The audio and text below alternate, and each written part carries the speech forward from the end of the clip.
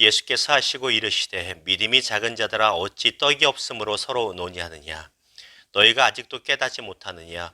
떡 5개로 5,000명을 먹이고 죽은 것이 몇 바구니며 떡 7개로 4,000명을 먹이고 죽은 것이 몇 광줄이었는지를 기억하지 못하느냐. 아멘. 오늘 말씀을 가지고 떡이 아닌 하나님을 바라보십시오 라는 주제와 제목으로 주의 마음을 같이 나누기를 원합니다. 여러분, 구약과 신약에 있어서 가장 많은 축복과 가장 많은 은혜와 가장 많은 하나님의 기적을 맛본 사람들이 있습니다. 누굴까요? 구약엔 누굴까요? 바로 이스라엘 백성들일 것입니다. 그들은 정말로 많은 기적을 맛보았습니다. 매일이 기적이죠. 왜? 출애굽부터가 기적이지만 얼마 후에 만나가 내리는 것부터 매일같이 만나가 내린다는 것, 그 40년 동안 내린다는 것, 그 자체가 기적입니다. 기적이 일상이었던 사람들이 바로 이 광야의 이스라엘 백성들입니다. 신약의 기적을 가장 많이 맛본 사람들은 누굴까요? 바로 제자들입니다. 예수님의 12제자명, 심지어는 가룟 유다까지 포함해서 이 12제자들은 지근거리에서 예수님이 병자를 낫게 하고 죽은 자를 살리고 오늘 본문에 나온 것처럼 오병이의 기적을 베푸시고 사병치료의 기적을 베푸신 것을 다 목도하고 직접 체험했던 사람들, 그리고 본인들의 손을 통해서 병자가 낫는 것을 체험한 사람들입니다. 그런데 구약의 이스라엘 백성들과 신약의 12제자들 현재까지의 모습을 보면 공통점이 하나가 더 있어요. 무엇인지 아십니까? 그렇게 큰 하나님의 기적을 많이 체험했음에도 불구하고 하나님을 여전히 못 믿고 있다라는 것입니다. 아이러니하지 않으세요? 하나님의 기적을 체험하지 않고도 하나님을 믿는 백부장 같은 사람이 있던 반면에 매일같이 기적을 체험하고도 하나님을 못 믿어요. 어떻게 그럴 수 있을까요? 이유가 무엇일까요? 오늘 그 이유에 대해서 잠시 나눠보기를 원합니다. 왜? 그 이유가 어쩌면 저와 여러분의 이유이기도 합니다.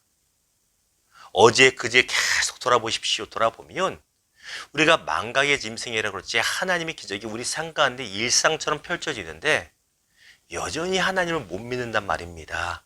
저와 여러분, 우리 모두가 그 이유를 살펴보기 원합니다. 자, 오늘 본문 볼까요? 예수님께서 떡 7개와 보리떡 2개로 정확히 몇 개인지는 안 말합니다.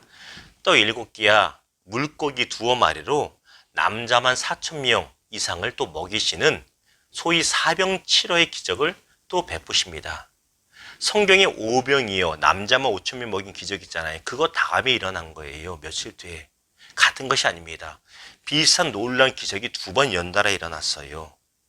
그리고 이 사병치료의 기적을 베푸시고 예수님과 제자들이 배를 타고 갈릴리 호수 건너편으로 건너가신 상황, 이것이 바로 오늘 본문의 시간적이고 공간적인 배경이 되겠습니다. 배를 타고 가시는데 예수께서 제자들에게 이렇게 말씀하십니다. 얘들아, 바리새인들과 사두개인들의 누룩을 조심해라.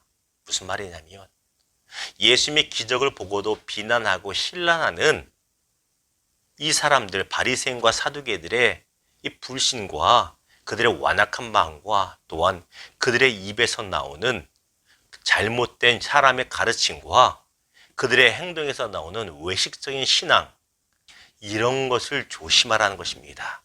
이것이 바리새인과 사두개인의 누룩이에요. 누룩이 무엇입니까? 곰팡이입니다. 곰팡이. 곰팡이가 조금만 있어도 확 퍼지잖아요. 그것처럼 이 바리새인과 사두개인의 이 외식적이고 기만적인 신앙의 모습을 조심하라는 것이에요. 근데 웬걸요? 12명의 제자들이 그 말씀을 귓등으로 듣고 있어요. 귓등으로, 소위 말하는 대로. 그리고 서로 고민합니다. 무엇을? 예수님이 누룩을 말씀하시고 보니까 우리가 예수님이 좀 전에 기적 베풀고 7 광줄이나 떡을 담아놨는데 깜빡하고 안 갖고 왔더라. 너 몇 개 갖고 왔냐? 서로 얘기해보니 떡 1덩이 갖고 온 거예요. 빵 하나. 야, 빵 하나밖에 없어서 큰일이다. 예수님이 그거 말씀하시는구나. 되먹지도 않은 얘기를 서로 얘기하고 있는 겁니다. 예수님이 이걸 보시면 얼마나 답답하시겠어요. 급기 오늘 말씀 보니 책망하시죠. 8절 보십시오.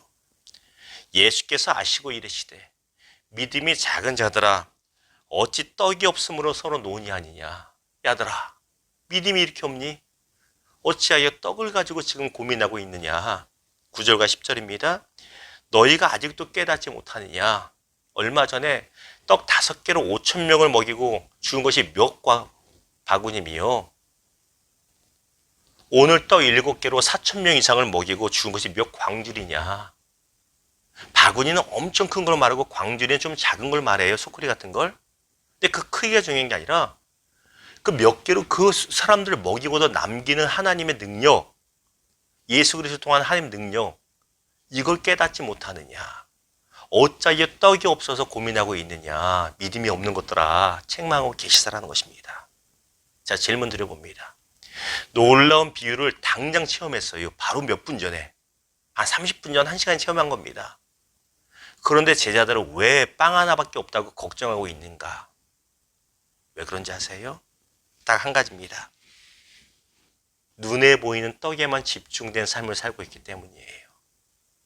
우리 삶을 말하면 눈에 보이는 돈에만 집중된 걸 살고 있기 때문입니다. 눈에 보이는 명예에만 집중된 걸 보기 때문입니다.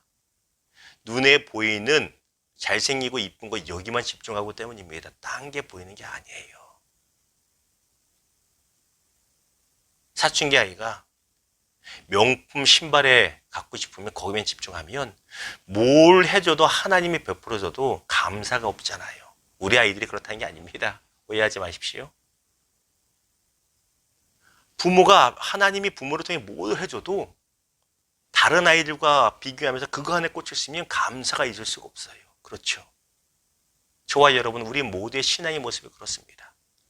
일상 안에 하나님이 그렇게 은혜와 기적을 베푸셔도 땅의 것 안에 꽂혀 있으면 늘 전전긍긍하고 근심하고 하나님을 불신할 수밖에 없다는 것입니다. 제자들이 왜 불신하고 떡 때문에 고민합니까? 오병이어 사병치료 역사를 이끌어내시는 하나님의 능력에 집중하지 않고 당장 먹을 떡에 늘 집중한 삶을 살고 있어요. 그러니 믿음이 생길 수가 없다는 것입니다. 이것이 우리의 모습이 아닌가 싶습니다. 사랑하는 여러분, 우리의 믿음의 눈이 떡에만 집중한 것이 아니라 돈에만 집중한 거 아니라 세상에만 집중한 게 아니라 그것이 아니라 하나님의 능력에 집중하고 하나님께서 베푸시는 은혜에 집중할 수 있기를 주님의 이름으로 축원합니다. 이게 살아나는 길입니다. 말씀을 맺겠습니다. 안식년 7개월째잖아요. 어제도 알고 지내던 동료 목사님을 또 도와드렸어요. 그분이 미국에서 계시다가 한국에 또 대전의 학교 교수로 들어오셨습니다. 그분을 이제 아무 차도 없고 없으니까 반나절을 차로 모시고 다니며 이거저거 도와드렸습니다. 근데 오랜만에 만나는 분들마다 저에게 묻는 게 그거예요. 뭔지 아세요?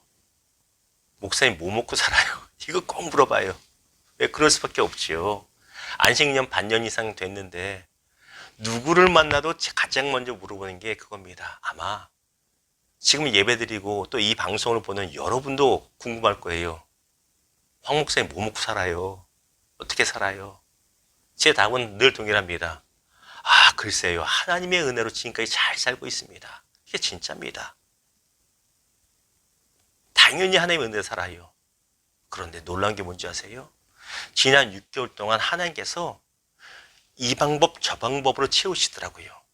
그게 뭐냐면 하나님께서 분명히 안식을 가지려고 하시고 움직이라 하셨기 때문에 움직였잖아요. 그때 기도해서 하나님, 이게 하나님 방법이면 채워주십시오. 생활 책임져 주십시오.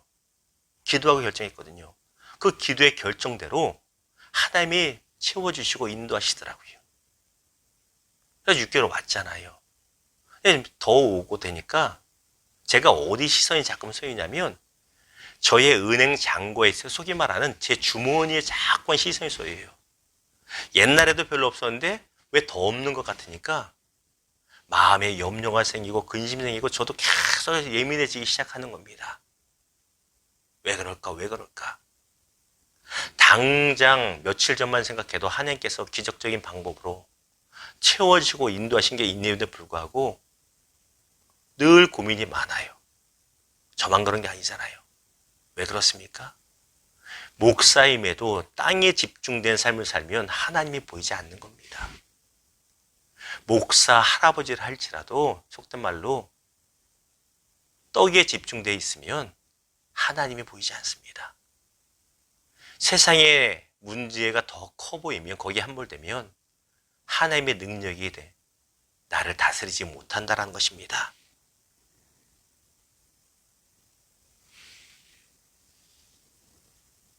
사랑하는 여러분, 여러분의 삶은 어떻습니까? 우리 삶 가운데 코로나가 계속되면서 여러 가지 어려움들이 계속되고 있잖아요. 해결 방법이 쉽게 보이지 않죠. 백신이 나오면 될 것 같았지만 그렇지 않죠. 치료제가 나오면 될 것 같지만 그렇지 않죠. 왜? 백신도 좋은 거고 치료제도 정말 중요한 것인데 땅의 것에 집중하면 하나님을 향한 믿음이 흔들립니다.